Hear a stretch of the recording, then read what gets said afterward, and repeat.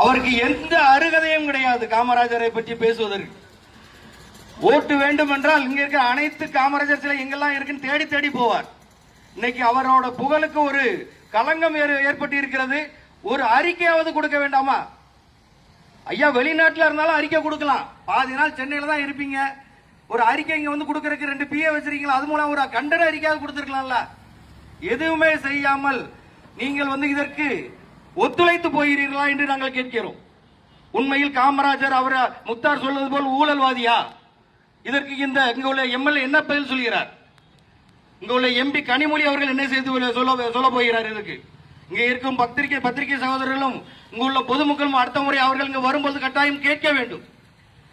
காமராஜரை பற்றி இந்த முக்தார் கூறிய கருத்துக்கு நீங்க என்ன பதில் சொல்கிறீர்கள் என்று கேட்க வேண்டும். நீங்கள் எல்லாரும் கேட்பீர்கள் என்ற நம்பிக்கை இருக்கிறது. இன்று இந்த சாத்தான்குளத்தில் ஆரம்பித்திருக்கிற போராட்டம் தூத்துக்குடி தெற்கு மாவட்டத்தில் ஒவ்வொரு பகுதியிலும் ஆரம்பமாகும். இதற்கு முற்றுப்புள்ளி வைப்பது தமிழக அரசு கையில் தான் இருக்கிறது என்று அப்பாஸ் என்ற ஒரு ஆதரவாளன் யூடியூப் சேனல்ல அவதூறா பேசுறான். அவன் ஒன்னால ஒரு கண்டனமா ஒரு லெட்டர் கொடுக்க முடியல, ஒரு ஆர்ப்பாட்டம் அறிவிக்க முடியல. நீ இன்னும் வெளியூர்லயும் வெளிநாட்டிலையும் மசாஜ் பண்ணிட்டு இல்லையா? மானம் கட்டவன நீ எதுக்காக இந்த தொகுதியில இருக்கிற? தொகுதியில இருந்து வெளியே போ. அடுத்த வாட்டி இந்த தொகுதிக்கு MLA சீட்டு காட்டி தயவு செஞ்சு நிக்காம. இந்த மக்கள் உன்னை மன்னிக்கவே மாட்டாங்க. பெருந்தலைவர் காமராஜரை பற்றி ஒருத்தன் அவதூறு பேசுறான். இதை வந்து யூடியூப் சேனல்ல தமிழ்நாடு முழுவதும் பரவி கொண்டிருக்கிறது. தமிழக மக்கள் பாரதிய ஜனதா கட்சி அனைவரும் கண்டன கோஷம் எல்லாருமே போட்டுட்டு இருக்காங்க.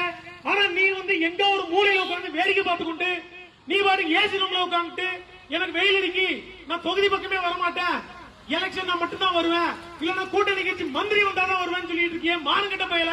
உனக்கு வெக்கமா இல்லையா? தனியா வர்றதுக்கு இந்த தொகுதிக்குள்ள நீ எல்லாம் கால் எடுத்து வைக்கணும், வெட்கப்படணும். காமராஜர் கல்வி கண்டிருந்த காமராஜர் மதிய உணவு திட்டம், பள்ளி குழந்தைகளுக்காக எவ்வளவு திட்டம் இது பண்ணியிருக்காரு. நீர் வேளாண்மை, அந்த நேரத்தில்